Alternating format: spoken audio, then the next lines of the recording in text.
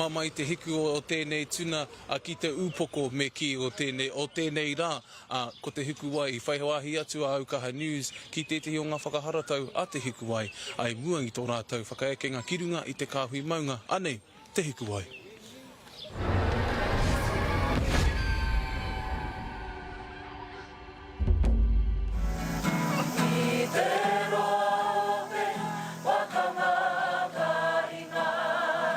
Te tutuki i te kaupapa me ki te whānui ake te tino pūtake o tō mātou kapa ki tāte ata mira moiho. He oe, kei te tino hikaka mātou ki te tutuki i te kaupapa.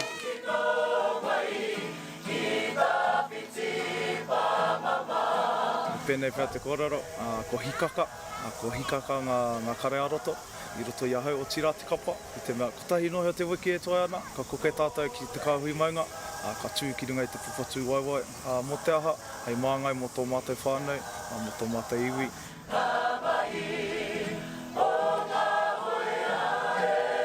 Me pono ahau, mēnā ka kore tutuki ngā mahi ki tōna ike ka kore he kōrero. Nō reira, me tutuki te kaupapa, ka tahi ka mohi o mātou, ka harikoa ia, ka pohokereru ia. Ko te rerekētanga, ko te kaupapa, ahakoa te kaupapa, me he mea he kaupapa harikoa, he kaupapa mai, he kaupapa pauri rānei, ko te rerekētanga ko te kaupapa.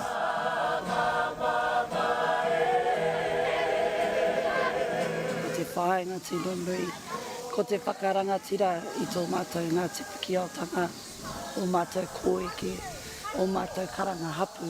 Me ngā tini marae, kua noho hia e mātou, i roto i enei marama e whānau. Ngā pūrere hua, ngā āmaimoitanga, te tai rautaki moku, te kati ngā karu, te whakaaro ake ki ngā mahi,